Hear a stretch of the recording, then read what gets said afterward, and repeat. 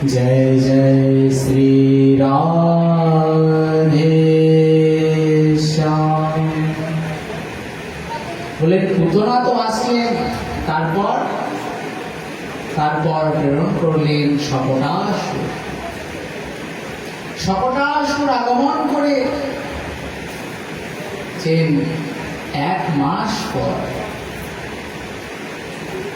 বলেন সেদিন ভগবানের নক্ষত্র আবির্ভাব তিথি। বলেন এক অষ্টমীতে ভগবান আবির্ভূত হয়েছেন, পরবর্তী অষ্টমী গিয়েছে, তার পরবর্তী অষ্টমী সেই নক্ষত্র আগমন করেছেন। সেদিন ভগবান মায়ের কোলে স্তনপান করছেন। হঠাৎ মা অনুভব করলেন, আরে কৃষ্ণ তো স্তনপান করছে, কিন্তু হঠাৎ তো ভারী হয়ে যাচ্ছে কেন? মায়ের মন, মা চিন্তন করছে, বলে অনেকক্ষণ থেকে তো ভোজন করছে, স্তনদুগ্ধ পান করেছে, নিশ্চয়ই অনেক ভোজন করে নিয়েছেন, তাই শরীরটি ভারী হয়ে গিয়েছে। বলে তাহলে আর স্তনপান করানোর প্রয়োজন নেই। তিনি গোপালকে দোলনার মধ্যে, অর্থাৎ একটি, আপনারা জানেন সেই দোলনার উপরে শয়ন করিয়ে দিয়ে, আর দোলনাটি কোথায় আছে? বলেন আঙিনার এক পাশে একটি গরুর গাড়ি শপথ ছিল, রাখা ছিল, তার তলায় তাকে শয়ন করিয়ে দিয়েছেন। বলেন কেন? বলে ঘরের মধ্যে কি জায়গা ছিল না? বলে ঘরের মধ্যে সমস্ত ব্রজ মাইগণ তারা আগমন করেছে, তারা কৃষ্ণের আবির্ভাব তিথি নক্ষত্র এসেছে, তাই তাদেরও আনন্দ ধরে না। বলেন এক মাস হয়ে গিয়েছে, তাও তাদের আনন্দ ফুরিয়ে যাচ্ছে না, তারাও আনন্দে কীর্তন করছেন, উৎসব করছেন। বলে বালক কৃষ্ণ তো এখনই শব্দ হলে জেগে যাবে, তাই ঘরের একটু বাইরে আঙিনার এক পাশে সেই শপথের নিচে গোপালকে শয়ন করিয়ে দিলেন। শপথের নিচে ভগবান শয়ন করে আছেন, কিন্তু সেই অসুর আগমন করেছে। তার নাম কি? প্রকৃত তার নাম উৎকট। সে আবার সাধারণ নয়, ওই যে আমরা শ্রবণ করেছি হিরণ্যাক্ষ, হিরণ্যকশিপু, সেই হিরণ্যাক্ষের পুত্র হচ্ছে উৎকট। কিন্তু তার আত্ম অহংকার এত বেশি এবং তার শরীরের এত সামর্থ্য, বলে তাকে কারোর সঙ্গে যুদ্ধ করতে হতো না। সে যে রাস্তা দিয়ে যেত সকলে ভয়ে পালিয়ে যেত। ঋষি মুনিগণের আশ্রমে প্রবেশ করে সে উৎপাত করেছে। বশিষ্ঠ মুনি বললেন যে দেখ, তোর এত অহংকার, তোর আত্ম শরীরের এত জোর, আমি অভিসম্পাদ দিচ্ছি যে শরীরের অহংকার তুই করছিস, তার অঙ্গের সমতার যে অহংকার করেছিস সেটি চূর্ণ হয়ে যায়। তোর শরীর বলে কোনো বস্তুই থাকবে না। সে বায়ুর উপর ভর করে চলতে থাকে, তার কোনো শরীর নেই। তাই কি করেছে? সেই কংসের প্রেরণায় সেই নন্দালয়ে প্রবেশ করে সে সেই শপথের উপরে তার আবেশ স্থাপন করেছে। বলে সেই তো শিশু মনে হচ্ছে, এই শিশুকেই তো বধ করা উচিত। এই বলে কি করেছেন? সেই শপথের উপরে উঠে তার ভার বৃদ্ধি করতে আরম্ভ করেছে। বলে কংস মহারাজ আদেশ করেছেন, টিকাকারগণ সেখানে প্রত্যক্ষভাবে বলেছেন, বলে দেখুন এই যে সমস্ত অসুরগণকে প্রেরণ করছেন, শুধু নন্দালয় নয়, জগতের সমস্ত তার রাজ্যের বিভিন্ন স্থানে সমস্ত অসুরগণকে প্রেরণ করেছেন। তারা সব ছদ্মবেশে ঘুরছে। এই পরিণাম, প্রথমে পুতনা, তারপরে শকটাসুর, একে একে অসুরগণ তারা আসছে। আর যেখানেই সেই সদ্যজাত শিশুকে দেখছে, তারা বধ করার প্রয়াসী হচ্ছে। তারা জানে না যে এটা কৃষ্ণ, একেই বধ করতে হবে। তাই কৃষ্ণ স্বয়ং করে আছেন, শকটের ভার বৃদ্ধি আরম্ভ করেছে বলে শকটকে মাটির সঙ্গে মিশিয়ে দেব চাপ দিয়ে। বলে শকট যখন পড়বে তখন কৃষ্ণ একদম মিশে যাবে মাটির সঙ্গে। কিন্তু ভগবানের ইচ্ছা কে জানতে পারে? যেমন ছোট্ট বালক খেলার ছলে কি করে হাত পা ছুলে খেলা করে, সমস্ত রাখাল বালকগণ, ছোট্ট ছোট্ট বালকগণ সেখানে কৃষ্ণের চারিদিকে ঘিরে তারাও খেলা করছে, বালক যেরকম করে। তো দেখলেন তারা কি দেখছে, বলে ছোট্ট কৃষ্ণ ওইভাবে খেলা করতে করতে হঠাৎ পা ওপর দিকে ছুঁড়েছে। বলে শকটের নিচে ছিলেন তো, আর যে শকটের তার বৃদ্ধ অঙ্গুষ্ঠ স্পর্শ হয়েছে যেই মাত্র, শকটটি বহু উঁচুতে উঠে উড়ে চলে গেল। আকাশের মধ্যে ঘুরতে ঘুরতে ঘুরতে ঘুরতে ঘুরতে ঘুরতে ভূমির মধ্যে এসে আছাড় খেয়ে পড়ল। বিরাট শব্দ চতুর্দিকে, বলে হায় হায় কি হলো কি হলো। তাড়াতাড়ি সকলে ছুটে এসেছেন, দেখছেন কৃষ্ণ সেই দোলনার মধ্যে ঘুমিয়ে আছেন, শুয়ে আছেন, খেলা করছেন। আর তার থেকে পিছু ফিরে সেই বিরাট শকটটি, গরুর গাড়িটি এসে পড়েছে, চূর্ণ বিচূর্ণ হয়ে গিয়েছে। বলে আরে আরে তোরা এখানে খেলা করছিস, কি করে হলো, এই শকটটি ভেঙে গেল কিভাবে? বলে যে মা তুমি আমাদের কথায় বিশ্বাস করবে না। বলে কেন বিশ্বাস করবো না? বলে কথাটি এইরকম, এই যে তোমার এই বালকটি না, এই খেলা করতে করতে যেই মাত্র পা উপর দিকে ছুঁড়েছে, তার চরণের একটু স্পর্শেই এই শকট একদম আকাশে উঠে গেল। আর আকাশে ঘুরতে ঘুরতে এসে মাটির মধ্যে একদম জোরে শব্দ করে ধাম করে এসে পড়েছে। বলে তোরা আবার সামান্য নন, বলে তোরাও সেই নিশ্চয়ই কোনো নেশা ভাঙ করে এসেছিস। একটা শিশু মাত্র 1 মাস বয়স, সে আবার ওপর দিকে পা ছুঁড়েছে, তার পায়ের আঘাতে শকটটি আবার আকাশের এত উপরে উঠে গিয়েছে, যেটি যখন পড়লো একদম চূর্ণ বিচূর্ণ হয়ে গেছে। এটি মানা যায়? বালকের কথায় কে কান দেয়? কিন্তু সকলেই ভয় পেয়ে গেলেন, বলে কোনো অসুর নিশ্চয় আগমন করেছে।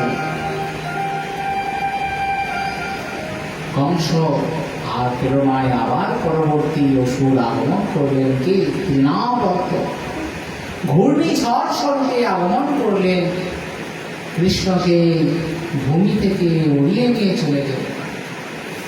বলেন আগে তো কে এসেছিলেন? আগে পুতনা এসেছিলেন। তা পুতনা মাসি 6 দিনের দিন এসেছেন, আর তারপর শকটাসুর 1 মাস পরে আসলেন, আর প্রায় 1 বৎসরের কাছাকাছি সময়ে আগমন করেছে তৃণাবর্ত, এসে তাকে গগনে উড়িয়ে নিয়ে গেছেন। ভগবান দেখছেন বা খুব সুন্দর হয়েছে, ভালো হয়েছে। বলে কি হয়েছে? বলে গগনের উপর থেকে অনেক দূরে দূরে সব দেখা যায়, পুরো বৃন্দাবন দেখা যাচ্ছে, এত উপরে উঠেছেন। কিন্তু ঘূর্ণিঝড় হয়েছে, সকল ব্রজবাসী তারাও কৃষ্ণকে খুঁজে বেড়াচ্ছেন, চোখের সামনে কিছু দেখা যাচ্ছে না, ধূলি উড়ছে আকাশের মধ্যে, গগনের মধ্যে। কৃষ্ণ কোথায়, কৃষ্ণ কোথায়, কিছুই খুঁজে পাচ্ছেন। বালক যেমন মাতৃকোলে পিতার কোলে থাকলে যখন যদি ভয় পেয়ে যায় কি করে, সঙ্গে সঙ্গে গলা জড়িয়ে ধরে, সেরকম ভগবানও যেন ভয় পেয়ে তৃণাবর্তের গলা জড়িয়ে ধরেছে। আর এত জোরে জড়িয়ে ধরেছে যে তৃণাবর্তের শ্বাস প্রশ্বাস বন্ধ হয়ে গেছে। বলে সেই তৃণাবর্ত যে ভীষণ শক্তিশালী, সেই গগন থেকে ভূমিতে চ্যুত হয়ে পড়ল। সেই নন্দালয়েরই একটি অংশে বলেন অসুর পড়েছে, তার উপরে ভগবান তিনি সেই নীলকান্ত মণির ন্যায় শোভিত হচ্ছেন, অপূর্বতার স্বরূপ। তাড়াতাড়ি তাকে নিয়ে আসলেন, আবার সব সংস্কার করলেন, গোরজ দিয়ে গোমূত্র দিয়ে স্নান করালেন। যখনই কোনো সংস্কার কার্য হয় দেখবেন গোধূলি গোরজ গোবর অঙ্গে মেখে দিচ্ছেন, আর গোমূত্র দিয়ে গোমূত্রের স্নাপয়িতা গোরজ সারধকম, আর গোপুচ্ছে গোপুচ্ছ দিয়ে অঙ্গ ছেড়ে দিচ্ছে। এই তার সংস্কার, তাকে শুদ্ধ করা হচ্ছে যেন কোনো আপদ বিপদ না আসে। সুরগণ এসেছে, সেটি কি অসুর মারণ লীলা ভগবানের, তার সঙ্গে অপূর্বতার নটখট লীলা। ধীরে ধীরে বড় হয়েছেন, 1 বৎসর অতিক্রান্ত হয়েছে, এখন হামাগুড়ি দিতে শিখেছেন। আর হামাগুড়ি দিতে দিতে কখনো গোবরের মধ্যে, কখনো কাদার মধ্যে, যেখানে যাচ্ছেন সেখানে চলে যাচ্ছে। মা যতবার তাকে স্নান করাচ্ছেন, পরিষ্কার করাচ্ছেন, আবার দেখছেন কিছুক্ষণ পরে অঙ্গে সব গোবর কাদা মেখে বসে আছে। ভগবানের স্বরূপটি যেন আরো সুন্দর হয়ে গিয়েছে। বলেন আরে তোদেরকে বারবার স্নান করাচ্ছি, এবং কৃষ্ণের সঙ্গে বলরামও আছে, তোদেরকে বারবার স্নান করাচ্ছি আর তোরা বারবার এই কাদা গোবর সব অঙ্গে মেখে নিচ্ছিস। পূর্বজন্মে ছিল নিশ্চয় শুকর ছিলি, তার জন্য এরকম করছিস। ভগবান মনে মনে চিন্তা করেছে, বলে মায়ের ভাব, অন্তরের ভাব কি কত সুন্দর। বলে দেখো মা জেনে ফেলেছেন পূর্ব জন্মে আমরা শুকর ছিলাম, অর্থাৎ বরাহ অবতার ধারণ করেছিলেন ভগবান। তা বলছে সেইভাবেই যেন অঙ্গে সেই কাদা মাটি গোবর সব মেখে নিয়েছে। বলে আনন্দ কান্দ ভগবান কি জয়। এইভাবে দিন যাচ্ছে, ভগবান হামাগুড়ি দিতে শিখেছেন। এখন হামাগুড়ি দিতে দিতে নন্দালয় থেকে বাইরেও কখনো বেরিয়ে যান, ছোট্ট ছোট্ট পায়ে ধীরে ধীরে চলতেও শিখেছেন। আর যখনই চলতে শিখেছেন, বাড়ি থেকে বাইরে গিয়ে অন্যের বাড়িতে গিয়ে কি করছেন, ভগবান মাখন চুরি করছেন। বলে যে ঘরেই গমন করছেন, ছোট্ট ছোট্ট তার রাখাল বালকের দলকে নিয়ে, বন্ধু বান্ধবকে নিয়ে সে প্রবেশ করেছে মাখন চুরি মেলায়। বলে দেখো তার দণ্ড, তার যে স্বভাব বড় বিচিত্র, তাকে বোঝা যায় না। কখনো কখনো গিয়ে বৎসান কচিদ সময়ে ক্রোশ সংজাত হাস। বলে অন্যের ঘরে গিয়ে আগে কি করছে, বলে গরু বাঁধা থাকে, তার সঙ্গে বাছুরকে বাঁধা থাকে, আগে গিয়ে বাছুরগুলিকে খুলে দিচ্ছে। বলে বাছুরগুলিকে খুলে দিলে কি হবে, বাছুরগুলি গিয়ে দুধ খেতে আরম্ভ করবে গরু। আর যখনই গরু দুধ পান করতে যাচ্ছে, বলে আয় আয় আয় দুধ পান করে নিল, তাহলে যদি সব দুধ খেয়ে নেয় বাছুরে, তাহলে আমাদের চলবে কি করে? আমরা তো দুগ্ধ নিয়ে যাই, তার থেকে দই মাখন ঘি তৈরি করে আমাদের সংসার চালায়। তাহলে দুধ যদি নষ্ট হয়ে যায়, বাছুরে খেয়ে নেয়, তাহলে আমাদের চলবে কি করে? তাড়াতাড়ি বাছুরকে আটকাতে যাচ্ছে, সেই সুযোগে ভগবান অঙ্গনে প্রবেশ করেছে এবং ঘরের মধ্যে থেকে লুকিয়ে লুকিয়ে তিনি তার সেই মাখন চুরি করে নিয়ে যাচ্ছেন। মায়ের কাছে এসে ব্রজমাইগণ সব নালিশ করছে। বলে উদ্দেশ্য নালিশ করা নয়, উদ্দেশ্য ভগবানের সেই চাঁদ বদনকে দর্শন করা। তাহলে সে বলছেন দেখো দেখো তোমার এই দুষ্ট বালকের কত কীর্তি। বলে আরে ওপরে টাঙিয়ে রাখবে, তাহলে এই ছোট্ট বালক ওপরে হাত পাবে কি করে? বলে আরে তুমি তোমার বালককে চেনো না, সে যখন যায় দেখে ওপরে টাঙানো আছে, কি করে? হয় বড় লাঠি দিয়ে ফুটো করে দেয়, আর না হলে পাথর ফেলে হাঁড়ি ভেঙে দেয়, হাঁড়িটি ফুটো হয়ে যায়, ফেটে যায়, তার থেকে সব মণি মাখন নিচে পড়ে যায়, তখন তারা সব ভোজন করে নেয়। বলে তাহলে পাহারা দিয়ে থাকবে? বলে সেটিও উপায় নেই, যদি দেখে পাহারা দিয়ে আছে তাহলে তার চোখের মধ্যে ধুলো দিয়ে দেয়।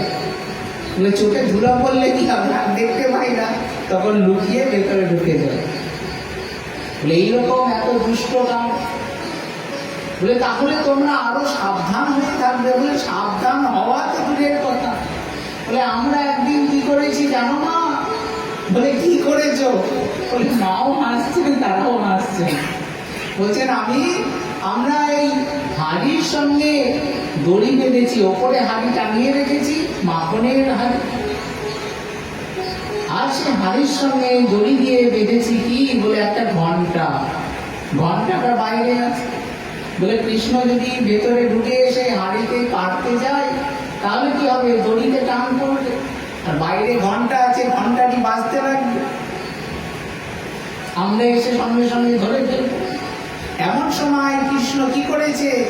যখনই দেখছে এসে কৃষ্ণ ঘন্টা, রাখাল বালকগণ বলছেন আরে আরে ভেতরে যাস না, ওই দেখ ঘন্টা বাঁধা আছে, ভেতরে হাঁড়ির সঙ্গে ঘন্টা বেঁধে রেখেছে। বলে হাঁড়ি থেকে পাড়তে যাবি আর ওই দড়িতে যখনই টান লাগবে ঘন্টা বাজবে, তাহলে আমাদের সব ধরে ফেলবে। বলছে দেখ আমি হচ্ছি রাজার ছেলে, আমার বুদ্ধি দেখ। বলে কি? বলে আমি ভগবানের কাছ থেকে শক্তি লাভ করেছি। বলে এই ঘন্টা। ঘন্টা বলছেন জি প্রভু, কি আজ্ঞা? বলে দেখো আমি যতক্ষণ ভেতরে যাব, মাখন পারবো, মাখন খাবো, তখন কিন্তু কিছুতেই বাজবে না, আমি যখন বাইরে চলে যাব তারপরে বাজবে। বলে আচ্ছা যে আজ্ঞে প্রভু, আপনার আজ্ঞা শিরোধার্য। বলে দেখ আমি ঘন্টাকে বলে দিয়েছি ঘন্টা আর বাজবে না। সকলে মিলে ভেতরে প্রবেশ করেছে, সকলে তো নিজের কাজে ব্যস্ত, ঘন্টা বাঁধা আছে, ঘন্টা যেই বাঁধবে আমরা দৌড়িয়ে গিয়ে কৃষ্ণকে ধরে ফেলব। কৃষ্ণ উপর থেকে সেই হাঁড়িকে পারতে পারছেন। বলে একটা বড় লাঠি দিয়ে তার তলায় ফুটো করে দিয়েছে, এবং তার থেকে চুয়ে চুয়ে সব ঘৃত মাখন আদি পড়ছে নিচে, আর নিচে সবাই হাত পেতে পেতে সেই মাখনগুলি খাচ্ছে। এখন ফুটো করে দিয়েছেন তো, হাঁড়ি তো দুলছে, হাঁড়ি যাচ্ছে একবার এদিকে আর একবার এদিকে, আরো হাত একবার এদিকে এদিকে এদিকে। দেখুন এখানেও হাঁড়ি বাঁধা আছে ওপরে, মাখনের হাঁড়ি। হ্যাঁ বলছেন হাঁড়িটি দুলছে, ঘন্টা বাইরে থেকে দেখছে যে আরে ভগবান তিনি ভোজন করছেন। আর যখন ভগবানের ভোগ লাগানো হয় কি করা হয়? ঘন্টা বাজে, ঘন্টা বাজিয়ে নিবেদন করেন। আর যখন ভগবানকে স্নান করানো হয়, অভিষেক করানো হয়, তখন কত বাদ্য বাজে। এই যে কৃষ্ণের অভিষেক হলো, কত বাদ্য বাজনা বাজছে, ঘন্টা কাঁসর। ঘন্টা দেখছেন আরে ভগবান ভোজনও করছেন, আবার ভগবানের অভিষেকও চলছে, তাহলে কি আর চুপ থাকা যায়? বলে দুটি কার্য একসঙ্গে চলছে। বলে এখানে চুপ থাকা যায় না, ঘন্টা মনের আনন্দে ডং ডং ডং ডং করে বাজতে আরম্ভ করেছে। আর সমস্ত ব্রজমাইগণ জেনে গেছেন ওই ওই ওই কৃষ্ণ এসেছে, ধর ধর ধর। তাড়াতাড়ি চতুর্দিক থেকে এসে সব মাখো গোপালদের ঘিরে ধরেছে। বলছে দেখ কৃষ্ণ, আমরা আগেই বলেছি ওই ঘন্টা বাজবে, আর ঘন্টা বাজলে আমাদের আর রক্ষা নাই। তোর তো নাই, তোকে ছেড়ে দেবে, কিন্তু আমাদের পিঠেও উত্তম মধ্যম ভালোই করবে। বলে তোরা, তোদের কিচ্ছু চিন্তা নাই। বলে তাহলে বলে এই যে মাখন পড়ছে না, এই মাখন মুখের মধ্যে ধরে নে, কিন্তু খাবি না, কিন্তু ওই মুখের মধ্যেই রাখবি। আমি যা যা করবো তোরা তাই করবি। এখন মাখন খেয়েছে, মুখের মধ্যে ধরে আছে। যেই কেউ ধরতে আসছে, বলে ভাই ধরতে আসলে কি হবে, মাথাটা নিচু করতে হবে, হাত দুটো বাড়াতে হবে। আর মাথা নিচে আসলে কি হবে, তার মুখও নিচে আসবে। মুখ নিচে আসলে কি হবে, চোখ তো উপরে থাকবে না, চোখও নিচে নেমে এসেছে। আর মুখ দিয়ে ফুঁ করে সব ননি মাখন মুখের চোখে দিয়ে দিয়েছে, আর দেখতে পাচ্ছে না। যেই কাউকে ধরতে আসছে অমনি ওই ফু করে একদম চোখের মধ্যে ননি মাখন দিয়ে দিচ্ছে। ওকে পালা, ঠিকই পালা, আর রক্ষা নেই। সেইভাবে মায়ের সেই কাছে গিয়ে ব্রজ মায়ের তখন তারা সেই কৃষ্ণের লীলা কথা তারা কীর্তন করছেন আনন্দে। এইভাবে চলছে, মা আনন্দ করছেন। বলে তোদের যদি কিছু ক্ষয়ক্ষতি হয়, তাহলে আমার কাছ থেকে যত পারবি নিয়ে যা। আমার নবলক্ষ নন্দ মহারাজের ধেনু, নবলক্ষ ধেনু অর্থাৎ যে ধেনু তাকেই বলা হয়, যার বাছুর থাকে, যিনি দুগ্ধবতী, তাকেই ধেনু বলা হয়। তাহলে গাভীর সংখ্যা কত হতে পারে, অগণিত, তার কোনো গণনা নেই। তাই বলছেন তোদের কোনো অভাব নেই। বলছেন মা, আমরা অভাবের জন্য বলি নাই, আমরা বলেছি তোমাদের সেই কৃষ্ণের লীলাকে আমরা যদি অনুভব করেছি, আনন্দ করেছি, তুমিও সেই আনন্দের ভাগ গ্রহণ করো, তার জন্যই তোমাকে এসে বলেছি। আমাদের কোনো ক্ষয়ক্ষতি হয়নি মা, আনন্দ করছেন। কিন্তু একদিন কি হয়েছে, গোপাল নিজের বাড়িতেই চুরি করেছেন মাখন, চুরি। বলে কোন দিন, বলেন সেই দিন একদা গৃহদাসীষু यशदानंद गेहिनी कर्मांतर निजुक्तासु निर्ममन्त स्वयं একদিন, সেই দিন কোন দিন, বললেন দীপাবলির পরের দিন, অত্যন্ত প্রাতে সকাল। যশোদা মা তিনি তাড়াতাড়ি নিদ্রা ত্যাগ করে শুদ্ধ বস্ত্র ধারণ করেছেন। আর কি করছেন, দধি নির্মন্থন করছেন। গোপালকে শয়ন করিয়ে রেখে এসে নতুন শুদ্ধ বস্ত্র আদি ধারণ করে হৌম বা সম্পৃতপঠিত সূক্ষ্ম বস্ত্র আদি ধারণ করেছেন। শুদ্ধ বস্ত্র দিয়ে তিনি দধি মন্থন করছেন। বলে এটি অন্য দিনের থেকে বিশেষ কেন, বলে সেদিন কোনো দাস দাসী নেই, নন্দ রানীকেই দধি মন্থন করতে হচ্ছে। বলেন এমন নয়, সেই যে গোবর্ধনের নিকটে ইন্দ্রজাত উপলক্ষে যে যজ্ঞ হয়, তার নিমিত্ত নন্দ রানী সকলকেই প্রায় পাঠিয়ে দিয়েছেন। তোমরা যাও, সেই যজ্ঞে অনুষ্ঠানে তোমরা গমন করো, সেখানেই কর্মাদি করো। ঘরের মধ্যে মাত্র 2-1 জন আছেন। মায়ের মনের বাসনা কি, যে গোপাল অন্যের বাড়িতে যায়, চুরি করে খায়, নিশ্চয় গোপালের ভোজন করে তৃপ্তি হয় না। দাস দাসীরা নির্মাণ করে দধি মাখন, তাই আজ মা নিজে স্বয়ং সেই পদ্মগন্ধযুক্ত গাভীর দুগ্ধ থেকে দই নির্মাণ করে সেটি মন্থন করছেন। দধি নির্মন্থনকাল স্বয়ং দধি, দধি নির্মন্থন করছেন। ঘর ঘর ঘর ঘর শব্দ হচ্ছে। গোপাল শয়ন করে আছেন, মায়ের চুড়ি এবং অলঙ্কারগুলি শব্দ করছে। মা গুনগুন করে সেই গোপালের লীলা কথা গান করছেন। গোপালকে আর শয়ন করে থাকতে পারে, উঠে এসেছেন, দেখছেন মা দধি মন্থন করছেন, বলেন মা আমি আমার বড় খিদা লেগেছে, মুখে তো বলতে পারছেন না, কি করেছেন? সঙ্গে সঙ্গে দধি মন্থন দণ্ডটি ধারণ করে নিয়েছেন।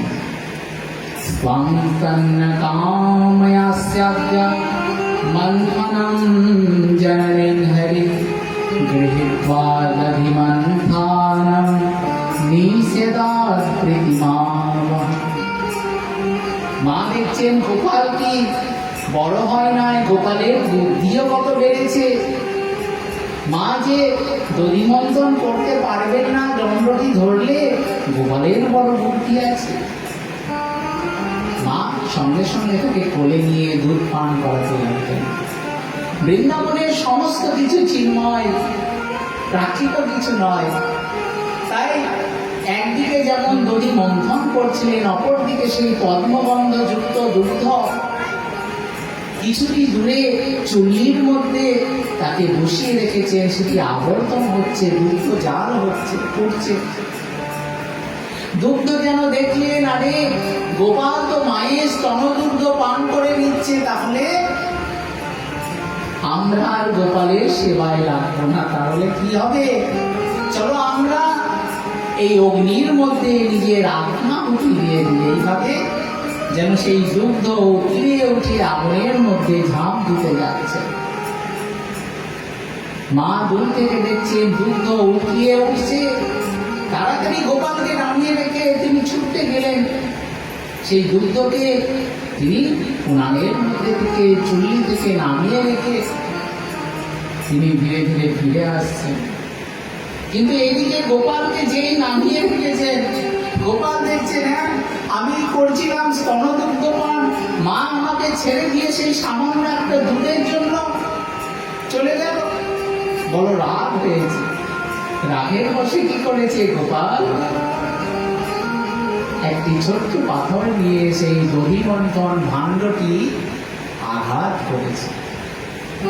যখনই আঘাত করেছে ঠং করে শব্দ হয়েছে।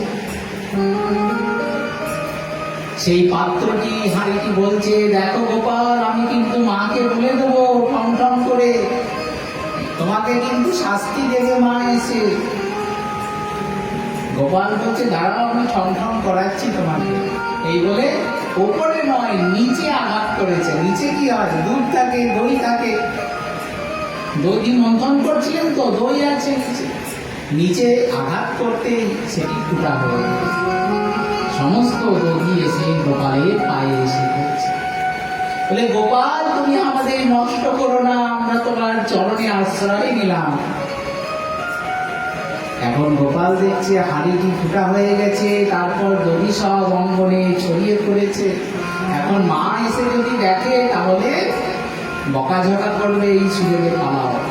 আর ক্ষুধা তো আছে, তাহলে কি করতে হবে? যেখানে ননি মাখন রাখা আছে সেই ভান্ডার দিয়ে গিয়ে গোপাল লুকিয়ে লুকিয়ে খাচ্ছে। মা তাড়াতাড়ি ফিরে এসে দেখছেন আরে গোপাল কই? গোপাল নেই।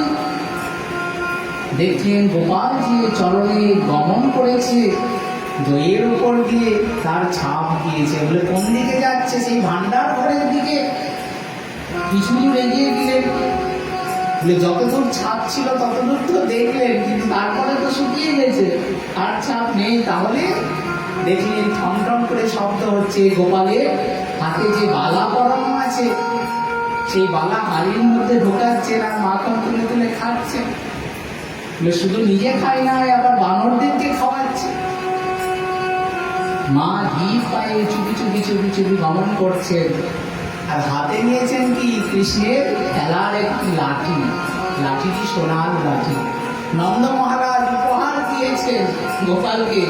নন্দ মহারাজরা কি গোয়ালা, আর গোয়ালারা কি করেন? গাভী চড়ায়।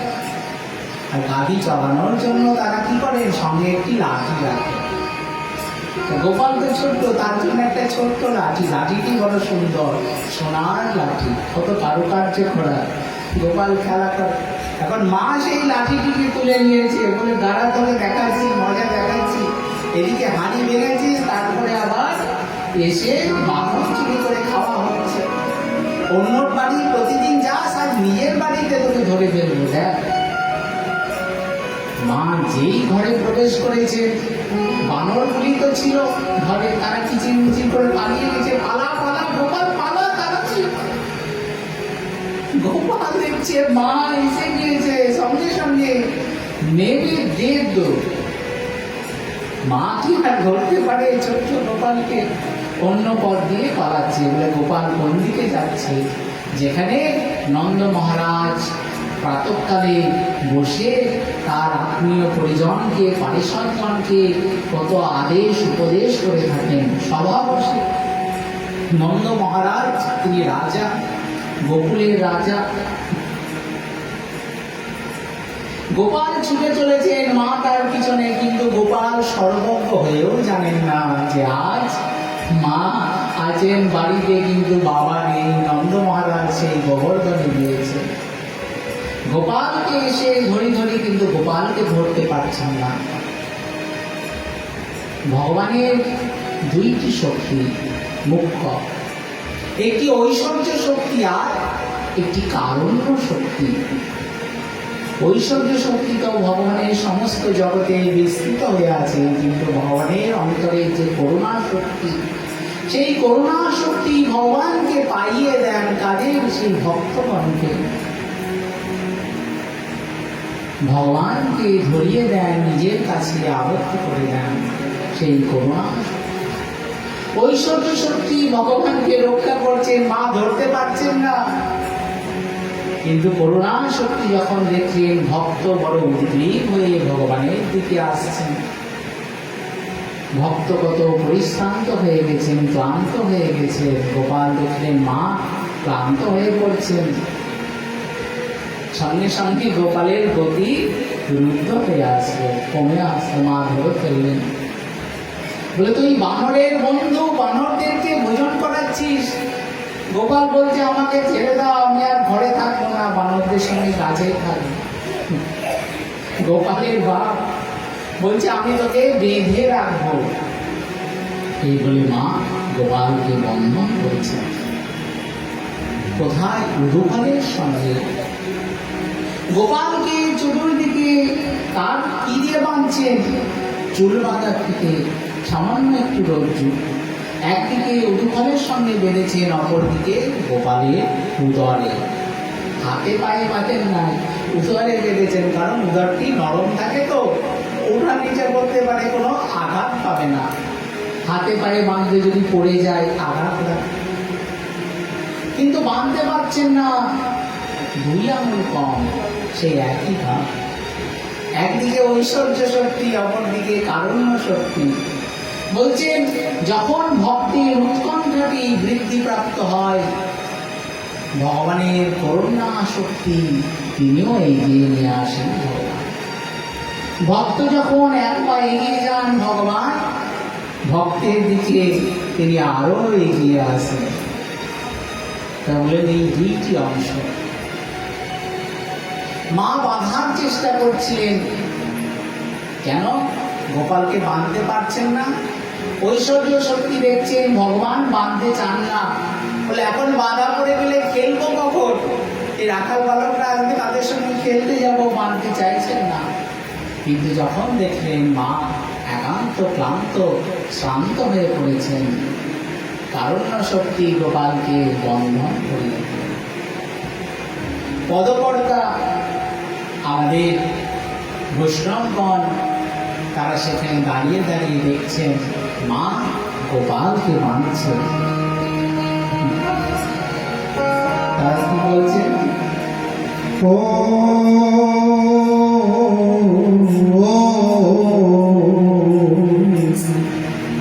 গোপালকে দড়ি বেঁধে রাখিস রে, ছেড়ে দেওয়া জননী, ছেড়ে দেওয়া জননী। মাখন চুরি করত গোপাল, মাখন চুরি করত গোপাল, চুরি করে থাকে না। গোপালকে দড়ি বেঁধে রাখিস রে, জননী ছেড়ে দে মা জননী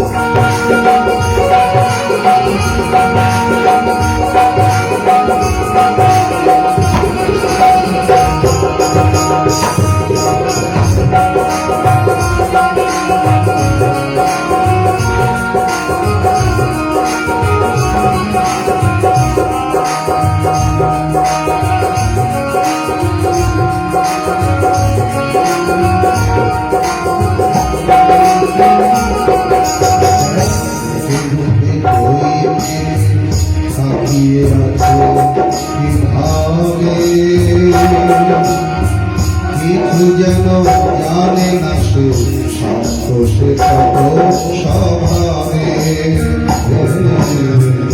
সন্তোষে কত স্বভাবে মুখে চোখে ধরিতে তাকিয়ে আছে কিভাবে কিছু যেন জানে না সে সন্তোষে কত স্বভাবে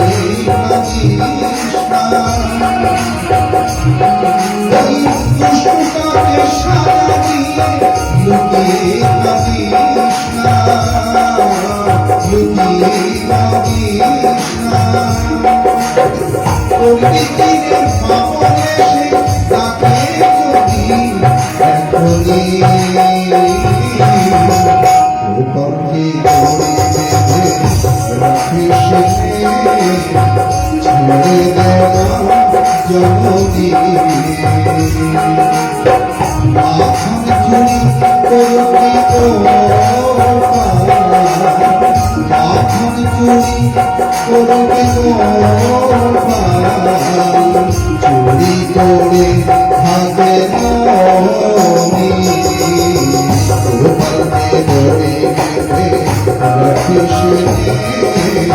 ছেড়ে দে মা জননী ছেড়ে দে মা জননী ছেড়ে দে মা জননী। বলো কৃষ্ণ কান্হैया लाल की ভগবান মায়ের বন্ধনে আবদ্ধ হয়ে আছে। বাৎসল্য প্রেমের বন্ধনে গোপাল আজ আবদ্ধ। মাতা মরে পুত্র ভাবে করেন বন্ধন, অতিহীন জ্ঞানে করে লালন পালন।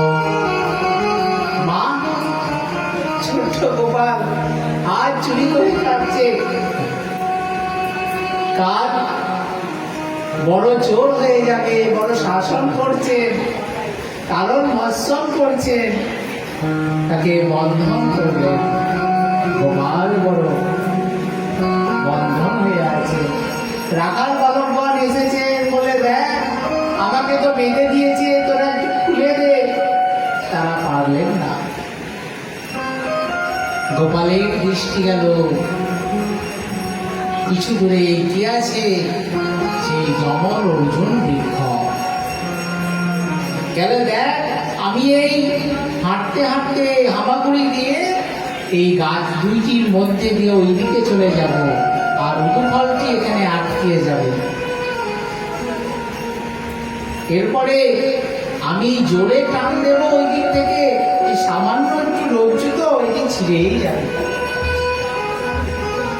একদিকে গোপাল হামাগুড়ি দিয়ে চলছেন, অপরদিকে পেছন দিকে রাখাল বালকগণ খেলা দিতে দিতে উদুফলটি নিয়ে যাচ্ছেন। গোপাল অর্জুন বৃক্ষের দুইটির মধ্যে দিয়ে ওই দিকে চলে গেল। উদুফলটি আটকে গেল। গোপাল টানছেন, বলেন দড়িটি সামান্য হলে কি হবে, মায়ের প্রেমের বন্ধনে সেই রজ্জু আটি আরো সামর্থ্যবান হয়েছে, সে ছিঁড়ছে না কিছুতেই।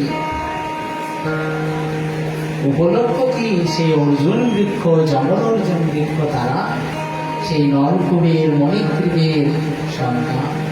তারা অবস্থান করছে দীর্ঘ 100 বৎসর ধরে এই নন্দ গোকুলে অপেক্ষা করে আছে কখন ভগবান আসবেন, কখন তাদের মুক্তি দেবেন। তারা অপেক্ষা করে আছেন, তারা চেয়ে আছেন সেই কৃষ্ণের দিকে। রজ্জুটি যে ছিন্ন হলো না, বিশাল 100 দিব্য বর্ষ পরে কত শক্তপোক্ত গাছ হয়, বিরাট গাছ, কত ঝড় ঝাপটায় কিচ্ছু হয়নি, কিন্তু সামান্য টানেই যেন বৃক্ষ দুইটি উৎপাদিত হয়ে পড়ে গেল। বললেন বাজুটি পড়লো, কোনো শব্দ হয় নাই। বললেন কেউই কিছু শোনে নাই। তাদের অন্তর থেকে দিব্য দুইটি পুরুষ আগমন করলেন, নবকুবের মণিগ্রীব। তারা ভগবানের চরণে স্তুতি করছেন। বাণী গুণান কথনে শ্রবণো কথায়াম হস্তো চক্রম শোভন স্তব পাদয়োর্ণ স্মৃতা শিরস্তব নিবাস জগৎ প্রণামে দৃষ্টি শতাং চ দর্শনে স্তু ভবতনো।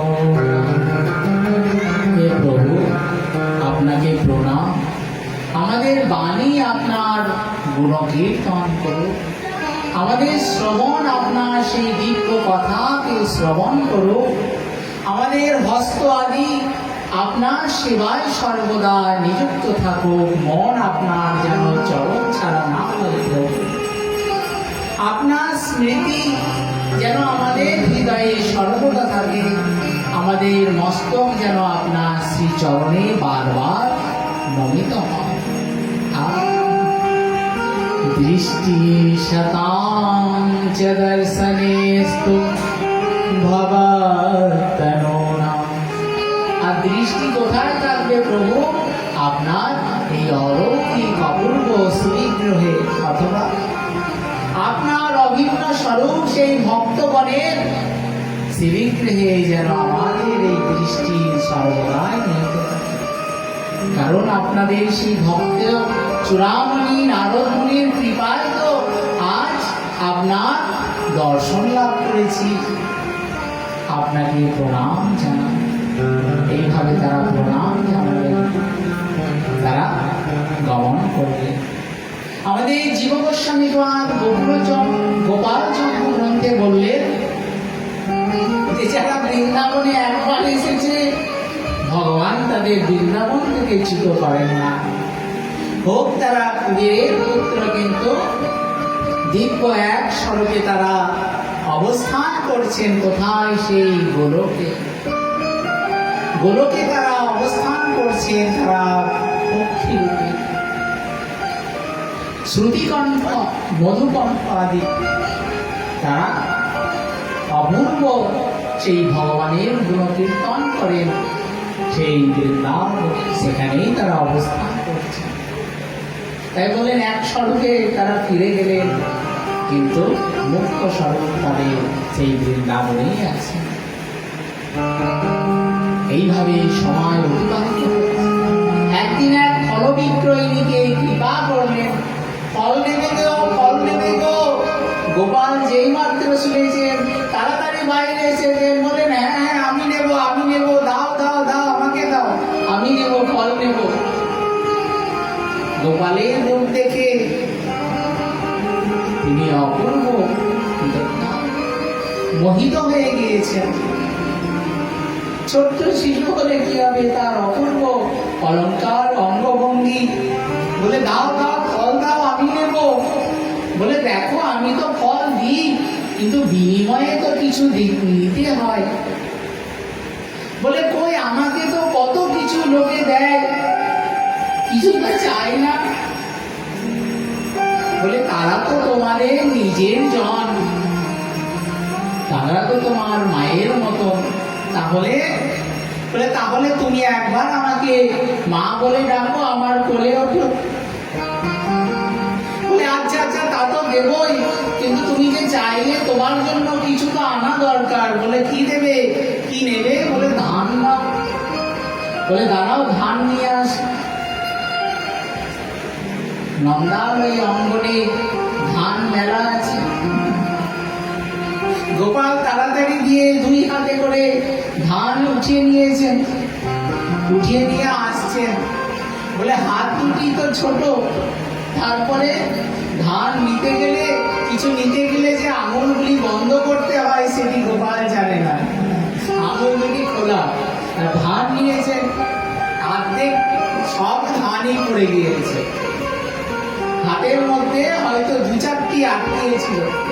বলে এই নাও, ধান নাও, বলে তার ঝুড়ির মধ্যে দিয়ে দিয়েছে।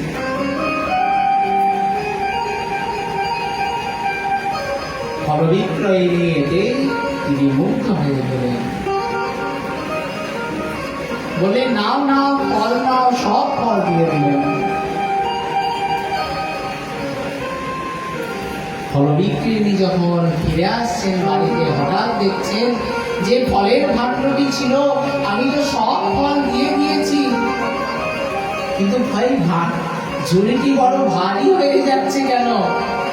তাড়াতাড়ি নামিয়েছেন, দেখছেন মণি রত্ন দ্বারা পরিপূর্ণ হয়ে গিয়েছে। বলেন হায় হায়, আমি কাকে দেখলাম, কে আমাকে দিল এই সামান্য ফলের বদলে ভাণ্ডটি আমার পরিপূর্ণ হয়ে গিয়েছে। আমি যদি না চাইতাম তাহলে না কি পেতাম, চেয়েছি বলেই পেয়েছি। তিনি কৃতজ্ঞতার্থ হয়ে গেলেন। কিন্তু ব্রজবাসীগণ মনে মনে চিন্তন করছে, একে একে কত অসুর আসলো। প্রথমে পুতনা, তারপর শকটাসুর, তারপরে আসলো তৃণাবর্ত, আবার এই বিশাল বৃক্ষ দুটি। কি জানি কোন অসুর আক্রমণ করছে বারবার এই গোকুলে। সামান্যর জন্য কৃষ্ণ বেঁচে যাচ্ছে। তাহলে আমাদের এই স্থানকে ত্যাগ করে অন্য কোনো সুরক্ষিত স্থানে যাওয়া উচিত। বলে কোথায় গেলেন? বলেন বৃন্দাবন। যমুনার নিকটে যে সুন্দর মহাবন, যার এক নাম বৃন্দাবন। গোকুল থেকে ভগবান সেই বৃন্দাবনে আগমন করেন। সেই সময় ভগবান বৃন্দাবনে আসছে। গোপ বৃন্দ মহদ পাতনো ভয় বৃহদ বনে নন্দাদয় সমাগম ব্রজকাজ মন্ত্রয়ম। তাহলে আমরা যে জানি নন্দ মহারাজের বাড়ি কোথায়, কেন নন্দালয়? আমরা সকলে যাই যেখানে নন্দ মহারাজ আছেন, মাতা যশোমতী আছেন। নন্দালয়ে কোথায়? নন্দগ্রাম। বলে এক্ষুনি বললেন ভগবান বৃন্দাবনে গেলেন। বলে বৃন্দাবনেই ছিলেন ভগবান। ভগবানের তিনটি লীলার পর্যায়। একটি শিশু অবস্থায় ভগবান গোকুলে অবস্থান করেছেন, পৌগণ্ড। এরপরে বাল্যলীলা। বাল্যলীলায় ভগবান বৃন্দাবনেই অবস্থান করেছেন। আমাদের মহাজনগণ বলেন বৃন্দাবনের একটি স্থান আছে যার নাম ছটি করা। সেখানেই ভগবান ছিলেন। বললেন কতদিন?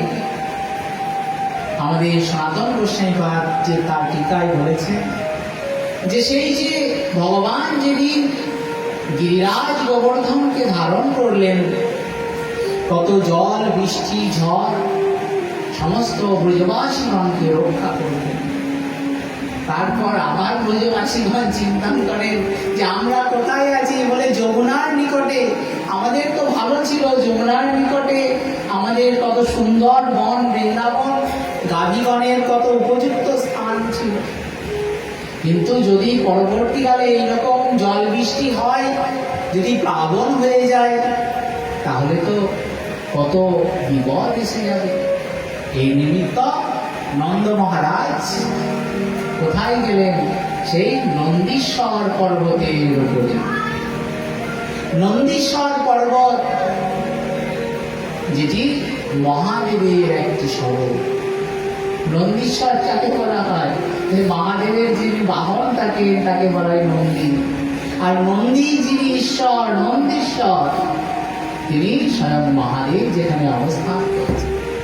বলেন বৃন্দাবনে একটি নন্দীশ্বর পর্বত যিনি মহাদেবের স্বরূপ, আর অপরটি হচ্ছেন গিরিরাজ গোবর্ধন, স্বয়ং ভগবান কৃষ্ণের এক স্বরূপ গিরিরাজ গোবর্ধন। আর তাহলে বর্ষানা, বলে বর্ষানার পর্বতটিও ব্রহ্মার স্বরূপ।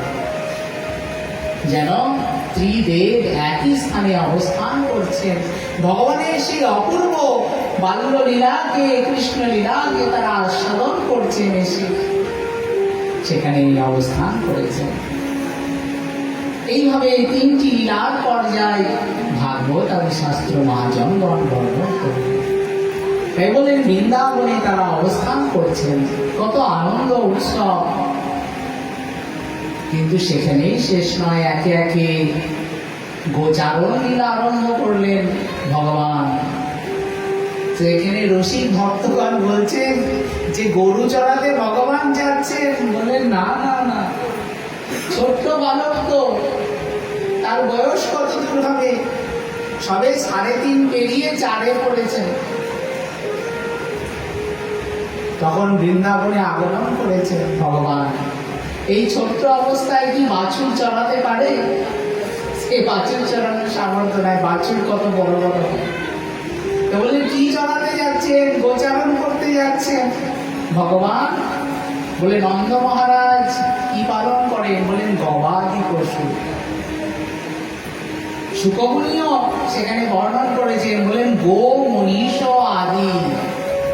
বলে সেখানে গরুর সঙ্গে মহিষও আছে, আবার সেখানে ছাগলও আছে, আবার অজ, আবার ভেড়া আদিও আছে। গো আদি, গবাদি, গরু আদি। গরু তো মুখ্য পালন করেন, কিন্তু তার সঙ্গে ছাগল মহিষ আদিও থাকে।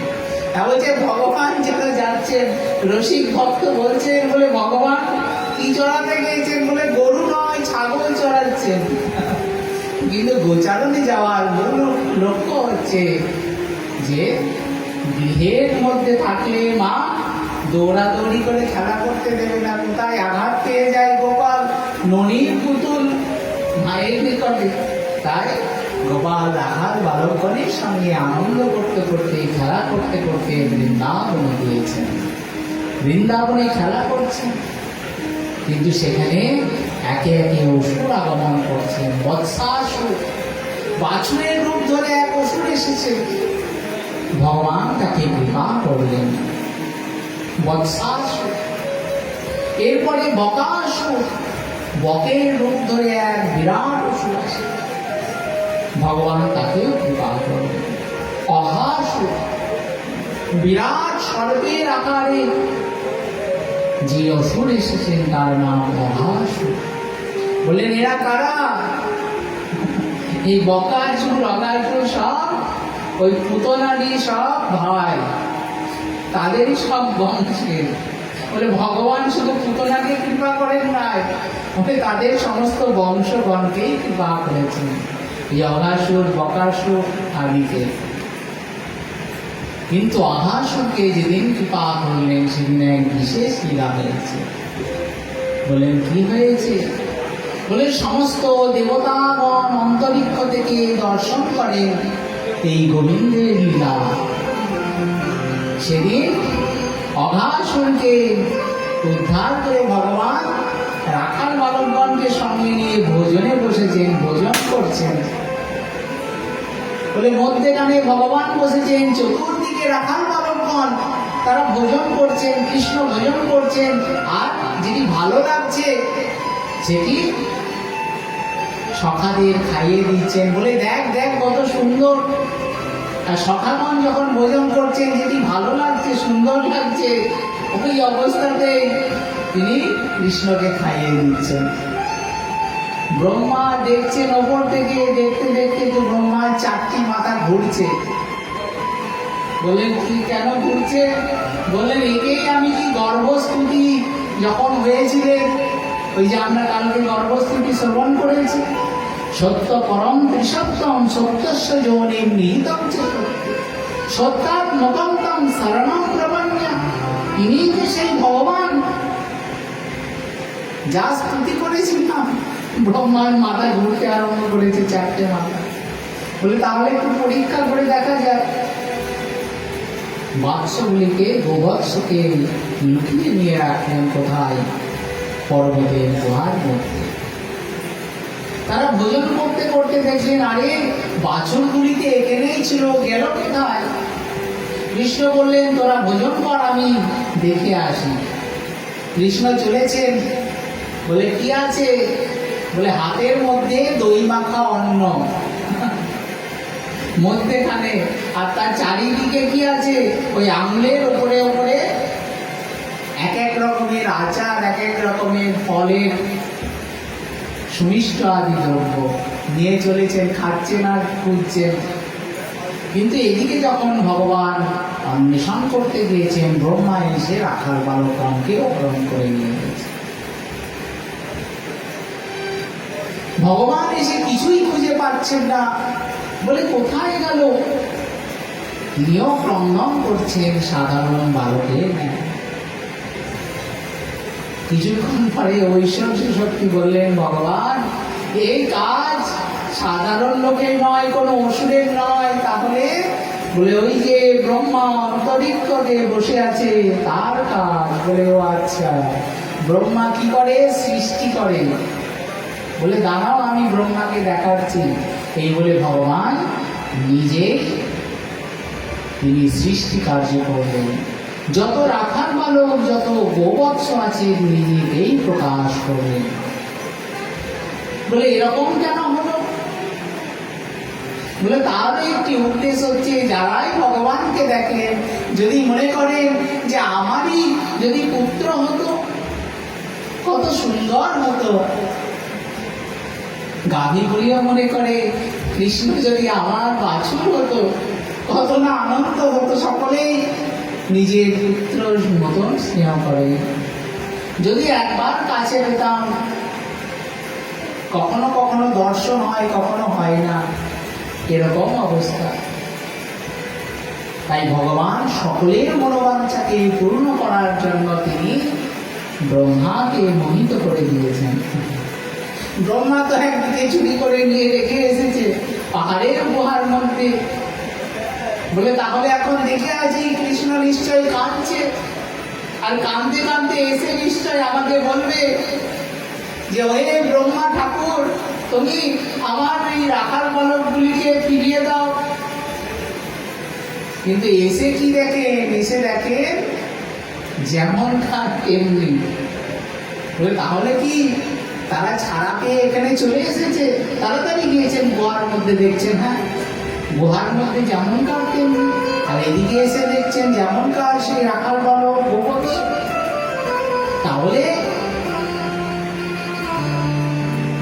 মনে মনে চিন্তা করছে এটি নিশ্চয় সাধারণ নয়, আমি যাকে সেই ভগবান যাকে আমি স্তুতি করেছি তিনি সেই গোবিন্দ।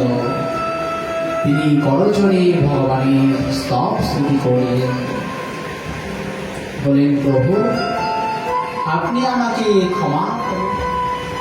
নৈমিণ্ডতে বন্দ্রবকুশে তরিদম্বরায়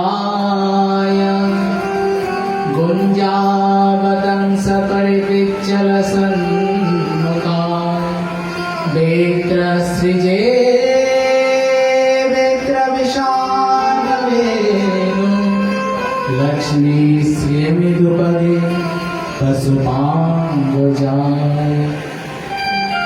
পশুপাঙ্গজায় অর্থাৎ ব্রহ্মা স্তুতির মধ্যে পরিলক্ষিত হচ্ছে, হলেন কি বসুদেব কিন্তু পশুপাঙ্গজায় নন, অর্থাৎ তিনি পশুপালন করেন না। পশুপালন কে করেন? বলে নন্দ মহারাজ। তাহলে পশু পাঙ্গের থেকে যিনি জাত হয়েছেন তিনি হচ্ছেন কৃষ্ণ।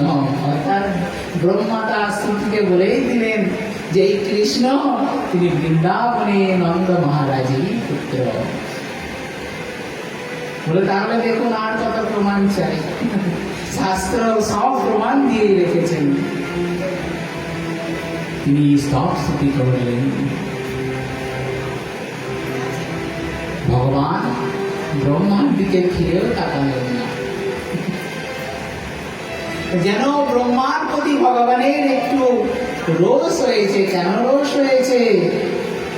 ব্রহ্মা তার পরিজনকে নিজের থেকে দূরে নিয়ে গিয়েছে। কিন্তু পরবর্তীতে আমরা শ্রবণ করব, যখন ইন্দ্র কুপিত হয়ে বৃষ্টি করেন, কোপবৃষ্টি করেন, তখন ভগবান ইন্দ্রকে আশীর্বাদ করেছেন, তার ইন্দ্র অভিষেক করেছেন। ইন্দ্র ভগবানের নাম রাখলেন যে প্রভু আমি তো দেবতাদের রাজা ইন্দ্র, কিন্তু আপনি এই গোপ বালকগণ গোপবাসী, আপনি ইন্দ্র, আপনি গোবিন্দ। গোপগণের যিনি ইন্দ্র তিনি গোবিন্দ। বলে আনন্দ গঙ্গা গোবিন্দ ভগবান কি জয়। গোবিন্দ তিনি অভিষেক। ব্রহ্মা ব্রহ্মলোকে ফিরে গিয়েছেন, দেখছেন ব্রহ্মলোকের দরজায় ব্রহ্মার প্রবেশ নিষেধ। বললেন আপনার প্রবেশ নাই। বলে কেন? বলে আসল ব্রহ্মা ভেতরে বসে আছে। বলে হায় হায়, বলে আমার চাকরিটাও গেল।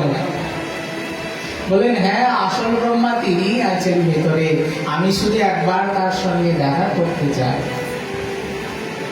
ব্রহ্মা ভেতরে গেলেন, দেখলেন ভগবান তিনি উপবিষ্ট আছেন। বললেন ব্রহ্মা তুমি যাই করো না কেন এটি আমার লীলারই অংশ, তুমি চিন্তন করো না।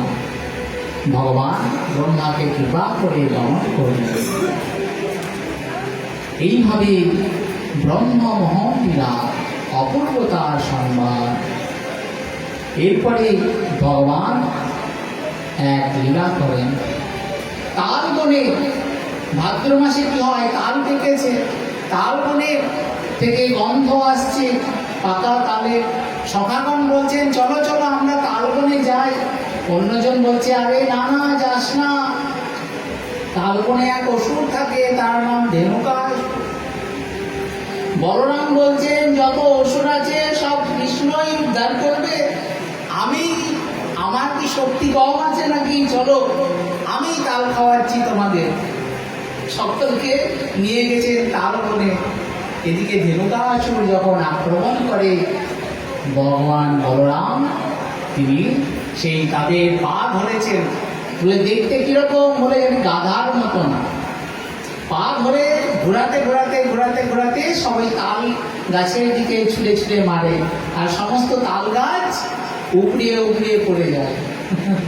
এই বলে সমস্ত ধেনুকাসুর এর সমস্ত বংশগণকে তিনি উদ্ধার করলেন। বলে ভগবান বলদেব কি জয়। এখন কৃষ্ণের লীলা তো, কৃষ্ণ বড় রসিক। এখন কৃষ্ণ সখাদেরকে শিখিয়ে দিয়েছেন, আরে আজকে বলরাম কি করেছে, বলে কেন ধেনুকাসুর বধ করেছে।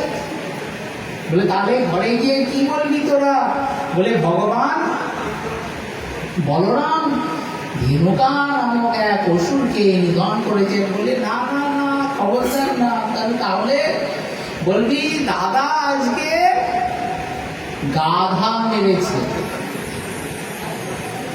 দাদা কি করেছে, বলে দাদা গিয়েছে, বলরাম দাদা গিয়ে গাধা মেরেছে, গাধার পা ধরেছে আর গাধা মেরেছে। বলে মা মা মা, বলে কি, বলে দাদা গাধা আর মেরেছে আর বলছি না, বলে দাদা গাধা। বলে বলরাম তো পাশেই ছিল, বলরাম ক্রোধিত হয়ে গেছে, রেগে গেছে। বলছে আমি কি এত অসুরকে মারলাম, এই তোরা এই একটা একটা অসুরকে মেরেছিস, আমি একসঙ্গে দেখ কত অসুরকে মেরে দিলাম। আর তিনি ঘরের মধ্যে এসে আমার এই অপমান, আমি কিনা গাধা, মেরেছেও বলে নাই, তাও তো একটা কিছু হতো। বলে দাদা গাধা। বলে দাদা গাধা কি, বলে দাদা গাধা মেরেছে। মেরেছে আস্তে করে জোরে বলে না। বলরাম ক্রোধিত হয়ে গেছে, বলে যা তোদের সঙ্গে আমি আর যাবই না। কিন্তু লক্ষ্য কি, বলছে লক্ষ্য হচ্ছে সেই কালীয় নাগকে উদ্ধার করা। বলরাম যদি সঙ্গে যান তাহলে কৃষ্ণকে তিনি কখনোই কালীয় হ্রদে যেতে দেবেন না, কারণ মায়ের নির্দেশ আছে গোপালকে সবসময় চোখে চোখে রাখবে। দাদা তো দাদার আজ্ঞা কখনো অবহেলনা করতে পারেন না। রামচন্দ্রের লীলায় লক্ষণ স্বরূপে এসেছেন ছোট ভাই, যা বলেছেন সেই আজ্ঞা মানতে হয়েছে, মানতে বাধ্য হয়েছে। ফল দিয়েছেন, বললেন লক্ষণ ধরো, লক্ষণ ধরেই আছেন, লক্ষণ আর খাননি। বললেন সেই অগস্ত্য মুনি একদিন রামচন্দ্রের সভায় এসেছেন এক সুন্দর একটি পারিজাত পুষ্পের মালা নিয়ে। বলছেন ভগবান আমি এই পুষ্পের মালাটি এনেছি, বলে যিনি সব থেকে বড় বীর তাকে আমি এটি পরিয়ে দেব। বলে ও তাই, তাহলে সব থেকে বীর কে, বলে আমি বীর সব থেকে রাবণকে মেরেছি। বলে না, বলে তাহলে হনুমান, হনুমান তো সব থেকে বড় বীর। বলে হনুমান কেন, কেউই নয়, আপনি আগে বলুন ইন্দ্রজিৎকে কে বধ করেছে। ইন্দ্রজিৎকে লক্ষণ বধ করেছে। সঙ্গে সঙ্গে মালাটি নিয়ে গিয়ে লক্ষণের গলায় পরিয়ে দিলেন। বলে এ কি করে সম্ভব, ওই এত সৈন্য, বানর সৈন্য, কত বড় বড় যোদ্ধা, আর আমি থাকতে কিনা লক্ষণের গলায় মালা। বললেন হ্যাঁ লক্ষণই এর উপযুক্ত। কেন, ইন্দ্রজিতের বল আছে কি, বলে যে 14 বৎসর অনাহারে থাকবে, 14 বৎসর অনিদ্রায় থাকবে, আর 14 বৎসর কোন স্ত্রী মুখ দর্শন করবে না। সে কি করবে, সেই পারবে ইন্দ্রজিৎকে বধ করতে। বলে এ তো অমর বর, কেউ 14 বছর না খেয়ে না ঘুমিয়ে আবার কোনো স্ত্রী মুখ দর্শন করবে না, চোখ বন্ধ করে কি কেউ থাকতে পারে? সেটি জগতের কারো পক্ষে সম্ভব নয়। কিন্তু লক্ষণ পেরেছে, বলে এটা কি করে সম্ভব? বলে সীতা দেবীর দিকে নাই তাকায়নি, বুঝতে পেরেছি। তার নুপুরকে চিনেছে কিন্তু অন্য অলংকার চিনতে পারেন নাই, কারণ লক্ষণের দৃষ্টি সর্বদাই সীতা দেবীর চরণে। কিন্তু ওই যে শূর্পণখাকে মারলো, শূর্পণখার নাক কেটে দিয়েছে, তাহলে কি শূর্পণখাকে তাকায়নি? বলে শূর্পণখার দিকে তাকায়নি, তাহলে ওই শূর্পণখার ছায়া দেখেছে, ছায়া দেখে তার দিকে অস্ত্র চালিয়েছে, মারতে গিয়েছিল তাকে, কিন্তু ছায়ার দিকে লক্ষ্য ভ্রষ্ট হয়ে গেছে, তার নাকের মধ্যে আঘাত লেগেছে, নাক কেটে গিয়েছে, শূর্পণখার মুখ দেখেন না। তাহলে আমি যে ফল দিলাম, ধরো লক্ষণ, খেতে দিলাম, লক্ষণ কি খাইনি? বলে না। বলে দাদা তুমি তো আমাকে খেতে দাওনি, খেতে বলো নাই, আমাকে ধরতে বলো, যে আমি তো ধরেই আছি। বলে তাহলে সেই ফলগুলি কি করলে? বলে সেই ফলগুলি সুন্দরভাবে আমি রেখে এসেছি। বলে তাহলে সেই ফল এখনো আছে? বললেন হ্যাঁ অবশ্যই আছে, সুরক্ষিত আছে, নিয়ে আস। হনুমানকে বললেন, হনুমান নিয়ে আসলেন, গুনলেন। বলে গুনতে গুনতে গুনতে গুনতে 4 দিনের ফল না হয়, বলে 4 দিন নিশ্চয় খেয়েছে। বলে 4 দিন? বলে দাদা 4 দিন আমরা ভোজন করতেই পারি না। বলে কোন 4 দিন? বলে যেদিন সংবাদ আসলো যে আমাদের পিতা আর নেই, সেদিন আমরা ফল গ্রহণ করি নাই, আনয়নও করা হয়নি আর গ্রহণও করা হয়নি। আর যেদিন সীতা দেবী হরণ হয়ে যায়, সারা দিন তাকে অন্বেষণ করতে করতে অতিবাহিত হয়ে যায়, সেদিন আর ফল খাওয়া হয় না। আর কোন দিন? যেদিন রাবণ বধ হয়েছিল, সেদিন আনন্দ উৎসবে সকলেই মেতে গিয়েছে, কারো আর খাওয়ার ধ্যান নাই। বলে তাহলে আরেকদিন? বলে আরেকদিন তো যখন ইন্দ্রজিৎকে বধ করেছিলাম, তারপর রাবণ রেগে আমার উপরে শক্তি শেষ নিক্ষেপ করে, তখন তো আমি অচেতন হয়ে গিয়েছিলাম। বললেন এই 4 দিন আর ভোজন হয় না। বলে তাহলে ভাই তুমি ধন্য। বলে লক্ষণ যে 14 বছর না ঘুমিয়েছিল, তাহলে তার কোনো কষ্ট হয় নাই? বলে কষ্ট হয় না। কেন? বলে নিদ্রা দেবীর নিকট তিনি প্রার্থনায় জানিয়েছিলেন, বলে হে নিদ্রা দেবী, আমি দাদার সেবার জন্য এসেছি, তুমি গমন করো। বলে তাহলে আমি কোথায় যাব? বলে তুমি যাও সেই অযোধ্যায়। অযোধ্যায় কে আছে? বলে অযোধ্যায় আমার ধর্মপত্নী উর্মিলা। উর্মিলাকে গিয়ে বলো যে আমি তাকে প্রেরণ করেছি, হে নিদ্রা দেবী আপনি তার নিকটে যান। বললেন তাকে বললেই সে আপনাকে গ্রহণ করে নেবে। একদিকে লক্ষণ যখন 14 বছর না ঘুমিয়েছিলেন, কখনো চোখের পাতা ফেলেন নাই, কিন্তু উর্মিলা দেবী বলে 14 বছর ঘুমিয়েই ছিলেন। এমনি ভগবানের এই লীলা। তাই বলছেন দাদা সমস্ত আজ্ঞা পালন করে এসেছেন, কিন্তু যখনই কৃষ্ণ লীলার সময় এসেছেন বললেন আগে আমি যাব, আমি বড় দাদা হব। তাহলে তোমাকে আমার আজ্ঞা মানতে হবে, আমি তোমার কোনো কষ্ট দিতে পারবো না। আমি যদি বড় দাদা হতাম তাহলে তখনই আমি তোমাকে বনে যাওয়ার আজ্ঞা দিতাম না। তাই বলছেন আমি যাবো সেই কালীয় নাগকে উদ্ধার করতে, তাহলে তো আমাকে যমুনায় যেতে হবে, আর দাদা থাকতে আমাকে কখনোই যমুনার মধ্যে যেতে দেবে না। তার জন্য দাদাকে আগেই সরিয়ে রাখবে, বলে দাদা যেন সেদিন না যায়। রাখাল বালকগণ গেলেন খেলার ছলে, তিনি কালীয় হ্রদে ঝাঁপ দিলেন। কালীয় নাগ ক্রোধিত হয়ে দংশন করতে লাগলেন। ভগবানকে যেই ফনা তুলিয়া দংশন করতে যাচ্ছেন ভগবান, তিনি অপূর্ব লীলার ছলে, নৃত্যের ছলে, তাণ্ডবের ছলে তিনি নৃত্য করতে করতে তার মস্তকের ফনাগুলিকে অবদমিত করে দিচ্ছেন। অপূর্ব সেই ভগবানের নৃত্য। কি বলছেন?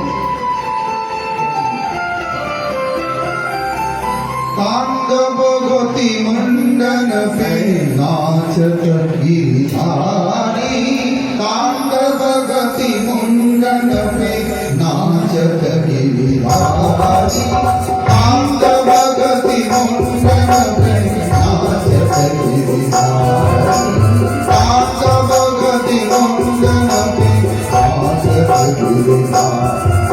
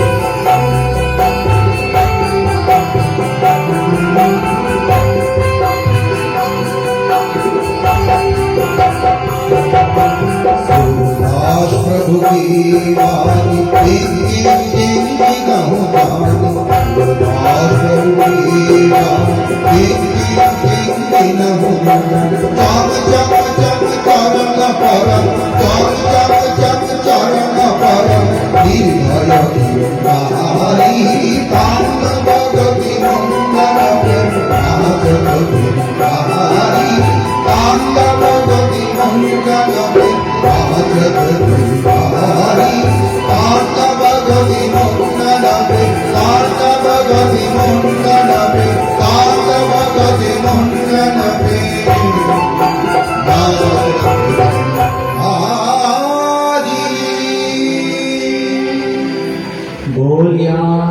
कंद भगवान की जय। অপূর্ব নৃত্য। সমস্ত দেবতাগণ দূরে দাঁড়িয়ে আছেন, কালীয় নাগে পত্নীগণ তারা স্তব স্তুতি করছেন, বলেন প্রভু আপনার চরণ ধরিতে। কালীয় নাগের পত্নীগণ বলছেন প্রভু আপনার চরণ ধরি আমরা প্রার্থনা করি। ভগবান মনে মনে চিন্তা করছেন আরে তোমরা চাইছোটা কি? বলেন প্রভু আপনার চরণ ধরি চাই। বলে ভগবান কোথায় আছেন? বলে কালীয় নাগের মাথায়। আর কালীয় নাগ কোথায় আছেন? বলে যমুনার মধ্যে। আর তারা কি চাইছেন? চরণ ধুলি। অর্থাৎ ভগবানকে আগে কালীয় নাগের মস্তক থেকে নেমে যমুনার তীরে আসতে হবে, তবেই তো চরণ ধুলি পাওয়া যাবে। তাই জন্য তারা বলছেন প্রভু পতিপ্রাণ প্রদীয়তা, প্রভু আমাদের প্রতি প্রাণ ফিরিয়ে দেন প্রভু। এইভাবে নৃত্য করলে আমাদের প্রতি এখনই কথাই হয়ে যাবে। ভগবান তাদের আশীর্বাদ করলেন, কৃপা করলেন। বললেন কালীয় তুমি রণনগ দিতে যাও যেখানে তুমি অবস্থান করছিলেন। বললেন প্রভু গরুর আমাকে তো ছেড়ে দেবে না। বলে এখন গরুর তোমাকে দেখে প্রণাম জানাবে। কেন? ওই দেখো তোমার মস্তকের উপরে আমার সেই চরণ চিহ্ন বিদ্যমান, যাকে দর্শন করে গরু তোমাকে দূর থেকে প্রণাম জানাবে। কালীনাগের মস্তকে ভগবানের শ্রী চরণ চিহ্ন, আর ভগবানের চরণ চিহ্নকে সমস্ত ভক্তগণ প্রণাম জানাবে। এক সময় ব্রজ গোপীগণ তারা মহামায়ার কাত্যায়নী দেবীর অর্চনা করলেন। কাত্যায়নী মহামায়ে মহাযোগিনরেশ্বরে নন্দগোপসুতং দেবী পতিং মে কুরুতে নমঃ। হে দেবী কাত্যায়নী মহামায়া, এই নন্দ সুত গোবিন্দকে আমাদের পতিরূপে পাইয়ে দাও। বলে তাদের বয়স কত? বলে 4-5 বৎসরের। ভগবানের বয়স 6 বৎসর, 7 বৎসর বয়সে গিরিরাজ ধারণ করেছিলেন, তার অনেক পূর্বের লীলা। আর কৃষ্ণের থেকে তাদের আয়ু আরো কম। বলে কৃষ্ণের বয়স যদি 6 বৎসর হয় তাদের আয়ু ওই 4-5 বৎসরের বেশি নয়। কিন্তু সেই বছরেও ভগবানকে তারা নিজের হৃদয় অর্পণ করেছেন, তারা মহামায়ার পূজা করেছেন। কিন্তু একদিন ছোট্ট বালিকা, তাদের কোনো জ্ঞান নেই, তারা বস্ত্র উপরে রেখে যমুনার জলে স্নান করতে নেমেছে। কৃষ্ণ দেখছে যে দেখো তারা তো সমাজের রীতি নিয়ম কিছুই জানে না, তারা তো আত্মভোলা। তাই যেন তাদের সংস্কার শিক্ষা দেওয়ার জন্য তাদের বস্ত্রগুলি তিনি হরণ করে কদম্ব বৃক্ষের উপরে উঠে বসে আছেন। তারা দেখছে নারীর বস্ত্রগুলি কোথায় গেল? ওই যে ওপরে কৃষ্ণ নিয়ে সব বসে আছে। তারা বললেন দেখো আমরা ওই নন্দ মহারাজের কাছে গিয়ে নালিশ করব, তিনি তোমাকে দণ্ড দেবেন। বলে বাবা আমাকে কিছুই বলে না। বললে নন্দ মহারাজকে নয়, তাহলে আমরা মথুরায় যাব কংসের কাছে, কংসের কাছে গিয়ে আমরা নালিশ করব তোমার বিরুদ্ধে। বলে তাতেও আমার কোনো ক্ষতি নাই। বলে কেন? বলে আগে তো তোমরা জল থেকে ওঠো, তারপরে তো বস্ত্র গ্রহণ করো, তারপর তো যাবে কংসের কাছে। বলে সে সুযোগ নেই। তারা ভগবানের কাছে বললেন হে গোবিন্দ তুমি আমাদের বস্ত্র ফিরিয়ে দাও। গোবিন্দ বললেন যে দেখো তোমরা অপরাধ করেছ, বস্ত্র ছাড়া তোমরা এই যমুনায় স্নান করতে নেমেছ, এতে কি হয়েছে? বরুণ দেবের প্রতি তোমাদের দোষ হয়েছে। তোমরা বরুণ দেবের নিকট ক্ষমা প্রার্থনা করো, করজোরে বলো যে হে বরুণ দেব, আপনি আমাদের ক্ষমা করুন। বলে তারা বরুণ দেবের দিকে নয়, কৃষ্ণের দিকে তাকিয়ে কৃষ্ণকেই প্রণাম জানালেন। তাদের বস্ত্র সব ফিরিয়ে দিলেন, তারা সেখানেই অবস্থান করছেন। বললেন হে গোপীগণ, তোমরা গৃহে ফিরে যাও, তোমাদের মনোবাসনা পূর্ণ হবে। কখন? আগামী পূর্ণিমাতে। আগামী পূর্ণিমা আস্তে আস্তে কি হলো? বলে শরৎকাল এসে গেল। তারা উপাসনা করেছিলেন কখন? বলে কার্তিক মাসে। আর ভগবান কৃপা করেছিলেন তারও অনেক পরে, প্রায় 1 বৎসরের অনেক বেশি সময় পরে। তাই বলে তারাও অপেক্ষা করেছিলেন কখন ভগবান তাদের আহ্বান করবেন। কিন্তু এর মধ্যে একদিন ইন্দ্রজাত উপলক্ষে যখন সমস্ত আয়োজন করতে থাকে, গোপাল দেখছেন আরে সকলে কত কিছু নিয়ে চলেছে সকলের মধ্যে করে। বলে কোথায় যাচ্ছ পিতা? বলে তুমি জানো না, ওই যে ইন্দ্রজাত উপলক্ষে আমরা গোবর্ধনের তলে যাই। ইন্দ্র কেন যাও? বলে ইন্দ্রই হচ্ছেন বৃষ্টির দেবতা, পর্জন্য ভগবান ইন্দ্র। ইন্দ্র কি? বৃষ্টির দেবতা, পর্জন্যের দেবতা।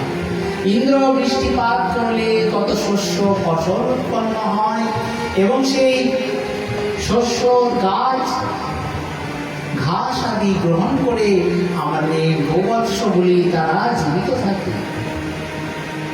বলে তাহলে পিতা, ইন্দ্র যদি বৃষ্টি করে তার যজ্ঞে উদ্দেশ্য করলে, তাহলে যারা ইন্দ্রের উদ্দেশ্যে যজ্ঞ না করবে, পূজা না করবে, ইন্দ্র কি তাদের বৃষ্টি দেবে না? বলে অর্ধেক ব্রজবাসী পূজা না করুক আর অর্ধেক ব্রজবাসী পূজা করুক, তাহলে কি ইন্দ্র বেছে বেছে জল দেবে তাদের জমিতে? বলে এটা এ পূজা করেছে এর জমিতে জল দাও, এখানে এ পূজা করে না ওর জমিতে জল দিও না। বলে যখন বৃষ্টি হয় তখন সব সমানভাবে বৃষ্টি হয়। কর্মণা জায়তে জন্তু কর্মণ্যৈব বিলীয়তে, সুখং দুঃখং ভয়ং ক্ষেমং কর্মণ্যৈবাভিপদ্যতে। হে পিতা, জীব যে কর্ম করে সেই কর্মের ফলে তার সুখ দুঃখ আদি সে প্রাপ্ত হয়। ইন্দ্র তিনি তার আধিকারিক দেবতা, তিনি বৃষ্টি করেন কেন? কারণ সেটি তার কর্তব্য। অতএব আমাদের কর্তব্য কি? যিনি আমাদের লালন পালন করছেন কে? বলে এই যে আমাদের সম্মুখে আছেন গোবর্ধন, যিনি আমাদের গাভীগণকে পালন করছেন, তাদের বর্ধিত করছেন, তাদের রক্ষা করছেন, ইনিই তো গোবর্ধন। কারণ এই গোবর্ধনের যখন বিরাট উচ্চতা বিশিষ্ট, বলেন 16 ক্রোশ উঁচু। এখন অবশ্য 16 ক্রোশ উঁচু নেই, এখন 1 ক্রোশ উঁচু হবে না, কিন্তু 7 ক্রোশ পরিধি হলেও গোবর্ধনের উচ্চতা 16 ক্রোশ। বলেন গোবর্ধনের অঙ্গে সমস্ত মেঘ রাশি এসে বৃষ্টি করে এবং ঝর্ণার জল প্রবাহিত হয়, গাভীগণ সেই জল পান করে, গোবর্ধনের তটে বিচরণ করে। গোবর্ধনই হচ্ছেন আমাদের গাভীগণের পূজনীয় গোবর্ধন, তাকেই পূজা করা হয়েছে। চলো আমরা গোবর্ধনের পূজা করি।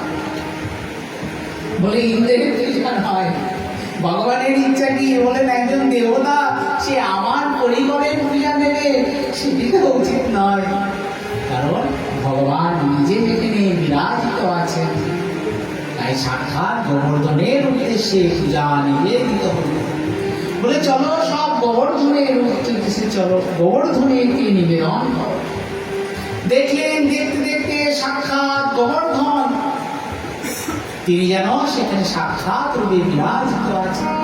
তিনি প্রকটিত হয়ে গেলেন, নিজে সব ভোজন করছেন আর বলছেন কি আরো আনো, আরো আনো, আরো আনো, আরো নিয়ে আসো। সেই স্থানেরই নাম হয়ে গেল আনো, আরো আনো। ব্রজবাসীগণ মনে মনে চিন্তা করছেন, আরে এতদিন ইন্দ্রের পূজা করছি, ইন্দ্র তো কোনোদিন আসে নাই, আজ গোবর্ধনের প্রথম পূজা, গোবর্ধন প্রকটিত হয়ে গিয়েছেন। যদি আগে জানতাম, ঘরে তো অনেক মিষ্টান্ন আদি দ্রব্য ছিল, নিয়ে আসতাম। যেই মাত্র মনে করেছেন, গোবর্ধন বলছে কোনো চিন্তা নয়, আমি নিয়ে আসছি বলে বড় বড় হাত দিয়ে তাদের ঘর থেকে সব নিয়ে আসছেন আর ভোজন করছেন। গোবর্ধন ভোজন করছেন আর রাখাল বালকগণ গোবর্ধনের দিকে তাকিয়ে আছেন। কৃষ্ণকে বলছেন, আরে কৃষ্ণ, এই কিছু প্রসাদ আমাদের জন্য থাকবে কি? আরে কোনো চিন্তা নয়, সব থাকবে, কোনো চিন্তা নাই। আর তুই যে গোবর্ধনের দিকে তাকিয়ে আছিস, গোবর্ধন ভোজন করছে না, তুই ভোজন করছিস। বলে কেন? গোবর্ধন হা করে খাচ্ছে আর তুইও তো হা করে আছিস। বলে আরে দেখ, গোবর্ধন হা করে খাচ্ছে, আমি হা করে ফেলছি, এটাই আমার অভ্যাস। কারণ জানিস মা কি করে? মা যখন আমাকে খাওয়ায়, বলে গোপাল খাও খাও খাও, হা করো তো, হা করো তো, এই বলে মা কি করে? মা হা করে। আর আমি মায়ের দেখা দেখি আমিও হা করি, আর মা সঙ্গে সঙ্গে আমাকে খাইয়ে দেয়। এখন কি হয়েছে, এই গোবর্ধন হা করেছে, তাই আমি দেখা দেখি আমারও মুখ খুলে গেছে, আমিও হা করে আছি। বলছে আচ্ছা ঠিক আছে, তাহলে তো গোবর্ধনের আরতি করতে হবে, পূজা করতে হবে। বলে আরো একটি করতে হবে, গোবর্ধনের পরিক্রমা করতে হবে। তারা গোবর্ধনের পূজা করলেন, দেখলেন যত সামগ্রী গোবর্ধন ভোজন করেছিলেন তার চতুর্গুণ সামগ্রী হয়ে গিয়েছে। তারা আনন্দে সংকীর্তন করছেন, নৃত্য করছেন। আজকে আমরা গোবর্ধনের উদ্দেশ্যে পূজা নিবেদন করব এবং গোবর্ধনের স্তব স্তুতি আরতি করে আমরা আজকের এই ভাগবতী কথা এখানে বিশ্রাম রাখব। বলিয়া আনন্দ কান্দ ভগবান কি জয়। শ্রী গোবর্ধন মহারাজ মহারাজ तेरे माथे मुकुट विराज रहे। श्री गोवर्धन महाराज महाराज तेरे माथे मुकुट विराज रहे। तेरे माथे मुकुट विराज रहे। तेरे माथे मुकुट विराज रहो। श्री गोवर्धन महाराज ओ महाराज तेरे माथे मुकुट विराज रहो।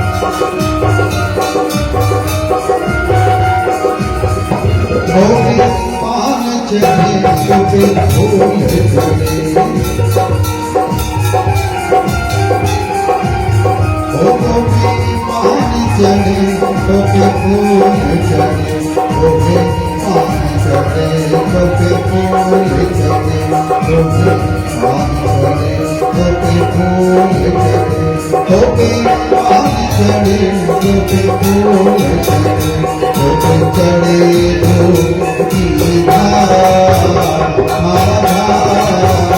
मेरी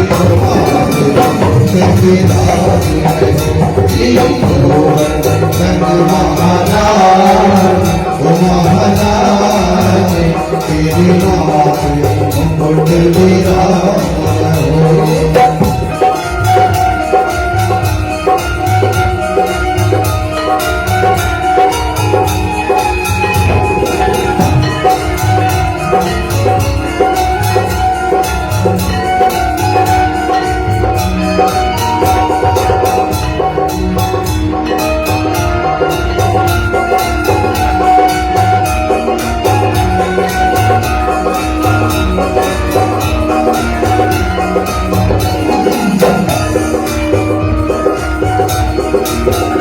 तेरे कानन कुंडल कोई रहो तेरे कानन कुंडल कोई रहो तेरे कानन कुंडल कोई रहो तेरे कानन कुंडल कोई रहो तेरे कानन कुंडल कोई रहो तेरे भोगी तेरी